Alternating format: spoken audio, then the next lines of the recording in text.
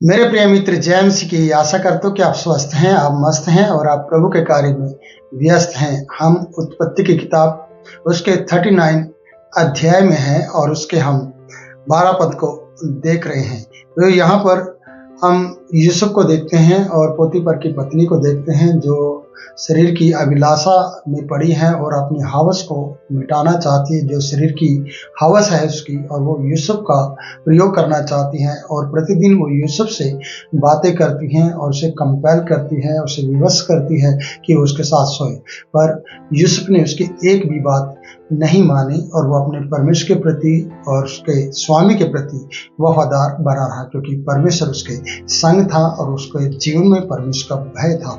यहाँ पर यह बात को देखा जाता है। पर इस स्त्री के जीवन के अंदर कोई भी अपने पति का भय नहीं था, ना परमेश्वर का भय था, न ये स्त्री अपने शरीर को अपने पति के लिए देती थी या उसके लिए वफादार थी। प्रियो, कई बार हमारी ज़िंदगी में इस प्रकार से ऐसे पड़ाव आएंगे हमारी ज़िंदगी में और ऐसे समय आएंगे जिसमें हम पाप कर जाते हैं। प्रियो, पर अगर आप पाप से बचना चाहते हैं तो आज आप ये सीख सकते हैं कि आपके जीवन में अपने परिवार का और सबसे पहले सच्चे जीवित परमेश्वर का भय होना कितना जरूरी है, जो हम यूसुफ की कहानी से सीखते हैं। इसलिए यहाँ पर 12 पद को जब हम देखते हैं तब उस स्त्री ने उसका वस्त्र पकड़कर कहा, जब वो अकेला घर पे था, जब कोई दास दासी घर में नहीं थे और उसने अकेलेपन का फायदा उठाने के लिए कोशिश की, लेकिन यूसुफ ने ये मौका उसे नहीं दिया और उसने उसका वस्त्र पकड़ लिया और पकड़कर कहा, मेरे साथ सो। पर वह अपना वस्त्र उसके हाथ में छोड़कर भागा और बाहर निकल गया। यही है प्रियो कि अपने जीवन को पवित्र रखने के लिए जब आपके साथ इस प्रकार की घटना घट रही हो तब आपको वहां से भाग जाना चाहिए। जैसे कि मैंने पिछली वीडियो में बताया कि चाहे आपका कोई भी चिन्ह या कोई भी निशानी या कोई भी ऐसी चीज जो आपको फंसा सकती है वो रह जाए तो उसे वापस लेने के लिए ना लौटे, क्योंकि आप अपने देह के प्रति और उससे पहले परमेश्वर के प्रति कोई पाप नहीं करेंगे। बेशक आपकी निशानी वहां पर रह गई है, इस बात की चिंता ना करें, क्योंकि आज संसार के अंदर बहुत से प्रूफ और बहुत से एविडेंस ढूंढते हैं कि जो एविडेंस होते हैं उसे फंसा सकते हैं, प्रूफ उसे फंसा सकते हैं। और यहाँ पर भी वही चीज पोतीफर की पत्नी के हाथ में आ गई है ताकि उसे फंसाया जाए। पर वो अपने देह में परमेश्वर के प्रति पवित्र है, वो अपनी आत्मा में, वो अपने विवेक में परमेश्वर के प्रति पवित्र है। और हमें भी आज के युग में ऐसा ही रहना चाहिए, नहीं तो आज संसार आपको बर्बाद करने के लिए और आपको बदनाम करने के लिए आपके पीछे पड़ा हुआ है। एक फाड़ खाने वाले सिंह के समान आपके दरवाजे पर हमेशा वो खड़ा रहता है। जैसे कि यूसुफ के पास सारे अधिकार थे, यूसुफ घर के स्वामी का अधिकारी बना हुआ था और उसके पास सब कुछ था, और यहाँ तक कि इसकी पत्नी भी जानती थी कि इसका स्वामी कुछ भी इसे नहीं कहने वाला है और मैं इस बात का फायदा उठा सकती हूँ। और वो इस बात का फायदा उठाना चाहते थे, लेकिन यूसुफ ने ऐसा कोई भी फायदा नहीं उठाया जो अपने परमेश्वर के प्रति वो अपराधी बने और कोई ऐसा अपराध करे जिसके कारण से परमेश्वर उसे सजा दे। वो बहुत से दुखों में से, बहुत से परेशानियों को सहन कर रहा था, लेकिन परमेश्वर उसे हर बात में ताकत दे रहा था, समझदारी दे रहा था, उसे स्वप्न भी देता रहता था। इसलिए आगे हम पढ़ते हैं कि अपना कपड़ा उसके हाथ में छोड़कर वो भाग गया और बाहर निकल गया। और 13वां पद हमें यह बता रहा है, यह देखकर कि वह अपना वस्त्र मेरे हाथ में छोड़कर भाग गया है। उसने जान लिया, उसने देखा कि अब तो वस्त्र मेरे हाथ में है और उसने जो मैं चाहती थी उसने वो नहीं किया है। अब इसे फंसाया जाए, अब इसे बर्बाद किया जाए, अब इससे बदला लिया जाए, क्योंकि वो अपनी हवस मिटाना चाहती है, लेकिन उसकी हवस मिटाने में इसने दिलचस्पी नहीं दिखाई और इसने परमेश्वर का भय को माना। इसलिए उसने देखा कि वस्त्र छोड़कर वो भाग गया है। उस स्त्री ने अपने घर के सेवकों को बुलाया और बुलाकर कहा, देखो वह एक इब्री को मेरे साथ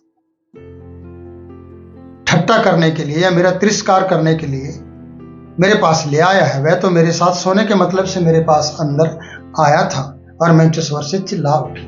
मैं ऐसा कहता हूं कि ये जरा सा भी चिल्लाई नहीं थी और ये सेवकों को बुलाकर झूठ बोल रही हैं और ये सेवकों को भी भड़का रही हैं और अपने स्वामी यानी पोतीफर की भी बेइज्जती कर रही है इन लोगों के सामने। वो ये कह रही हैं कि देखो वो इस इब्री को मेरा मजाक करने के लिए और मेरे साथ गलत काम करने के लिए यहाँ पर इसे छोड़कर चला गया है। वो तो मुझे मेरे साथ व्यभिचार करने के मतलब से यहाँ आया था। जैसे कि यहाँ पर हम पढ़ते हैं कि वह तो मेरे साथ सोने के मतलब से अंदर आया था, जबकि वो कामकाज के लिए गया था। और वो तो ये बात तो पहले से चली हुई है। जैसे कि हम यहाँ पर पढ़ते हैं प्रियो की प्रतिदिन वो कहा करती थी, यूसुफ से बातें करती थी, पर उसने उसकी बात ना मानी कि उसके साथ लेटे। वो प्रतिदिन कहा करती थी, लेकिन आज जब उसके हाथ में वो व्यक्ति यूसुफ नहीं आया या यूसुफ ने उसकी मन की इच्छा पूरी नहीं की, तब उसने इस प्रकार से ब्लेम लगाया और उसके वस्त्र को पकड़ा और उसके वस्त्र को छीन लिया और वो वस्त्र को छोड़कर भाग गया, क्योंकि वो जानता था कि मैं अपनी देह में परमेश्वर के प्रति कोई भी अपराध नहीं करूंगा, और वो वहां से चला गया। पर इस स्त्री ने जब इसको फायदा नहीं हुआ, जब ये अपना टारगेट को, लक्ष्य को पूरा नहीं कर सकी, तब ने इसके ऊपर ब्लेम लगाया। आज संसार में बहुत से सेवकों के ऊपर ब्लेम लगाए जा रहे हैं, वे विचार के, और बहुत से ऐसे यौन कार्य के ब्लेम लग रहे हैं उनके ऊपर और उन्हें फंसाया जा रहा है। पर मैं आपसे कहना चाहता हूं प्रियो, जो सच्चा होगा ना, परमेश्वर उसके लिए कार्य करेगा और परमेश्वर उसे बचाएगा। बेशक बदनामी हो जाएगी, लेकिन वो पाक साफ रहकर परमेश्वर का अपराधी कभी नहीं बनेगा, और परमेश्वर अपनी महिमा के लिए उस व्यक्ति को इस्तेमाल करेगा और अपने उपयोग में लाएगा, क्योंकि परमेश्वर तो परमेश्वर है। इसलिए यूसुफ तो अपराधी नहीं बना परमेश्वर का, यूसुफ ने कोई भी अपराध नहीं किया है। इसलिए यहाँ पर 13वां पद कहता है कि वो छोड़कर वस्त्र भागा, और इस स्त्री ने सेवकों को अंदर बुला लिया और कहा, देखो एक इब्री मनुष्य को वह मेरे पास हंसी करने के लिए या मेरा तिरस्कार करने के लिए मेरे पास ले आया। वो तो मेरे साथ सोने के मतलब से अंदर आया था, ये बात कही है, और मैं तो ऊंचे स्वर से चिल्लाई हूं, जबकि सेवकों ने कोई चिल्लाहट नहीं सुनी थी। आज झूठे फैल भर लेना और दिखावा करना और जोर जोर से चिल्लाना और चिल्ला कर अपनी बात को साबित करना कि मैं सही हूं, वो गलत है, आज संसार में ये देखा जाता है। बहुत से लोग अपनी ऊंची आवाज से बहुत से शरीफ लोगों को, बहुत से समझदार और धर्मी लोगों को दबाने की कोशिश करते हैं, और बहुत से उनके विरुद्ध में एविडेंस ढूंढते हैं और प्रूफ ढूंढते हैं ताकि वो उन्हें फंसा सके। पर सच्चा जीवित परमेश्वर आपको वहां से कहेगा, निकल जा और सब कुछ छोड़ दे और बाहर चला जा। और आगे हम पढ़ते हैं, इस कहानी को आगे बढ़ाते हैं। 15 पद है, और मेरी चिल्लाहट सुनकर वह अपना वस्त्र मेरे पास छोड़कर भागा और बाहर निकल गया। देखिए, ये सेवकों से कह रही है, मैं चिल्लाई और मेरी चिल्लाहट सुनकर कि जब मैं चिल्लाने लगी, वो वस्त्र छोड़कर मेरे हाथ में भाग गया है और बाहर निकल गया है। प्रियो, कहीं भी सच्चाई नजर नहीं आती है, और सेवक लोग भी अच्छी तरह से इस बात को जानते हैं कि यूसुफ पवित्र है और यूसुफ कोई गलत काम नहीं कर सकता है। हो सकता है जैसे हम दानियल की किताब में देखते हैं कि यूसुफ के आशीषित होने के कारण या यूसुफ के कारण, उस घर को आशीष मिलने के कारण, या स्वामी उससे ज्यादा प्यार करता है, हो सकता है सेवक लोग भी उसे चिढ़ते हों, जैसे दानियल से और सदरक मेशक अबेदनगो से पूरा बेबीलोन के लोग दारा के समय में भी और नबूकदनेस्सर के समय में भी उनसे चिढ़ते थे और उनके विरुद्ध में कुछ न कुछ वो एविडेंस ढूंढते रहते थे। इसलिए यहाँ पर भी हो सकता है ऐसा, पर यहाँ की जो स्वामी की पत्नी है पोतीपर की, वो ही इसके लिए एविडेंस हाथ में लेकर बैठी हुई है जो उसे फंसा सकता है। परंतु परमेश्वर तो भला है, परमेश्वर तो कभी भी कहीं भी आपको निर्दोष साबित कर सकता है। इसलिए दोषी ना बने, फिर से मैं कहना चाहता हूं, परमेश्वर के अपराधी ना बने।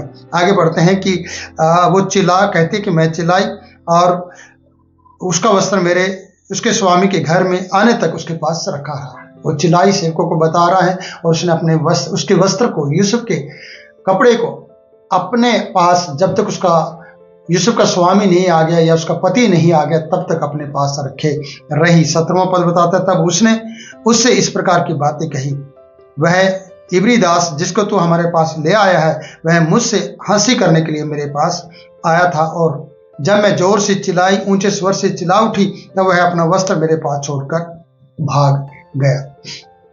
ये दुख की बात है क्यों, जो स्वामी यूसुफ के परमेश्वर के कारण या यूसुफ के कारण बहुत सी आशीषें पा रहा हो, उसने जरा सी भी छानबीन नहीं की, क्योंकि वो पत्नी के दबाव में है, वो पत्नी की बात सुनेगा प्रियो।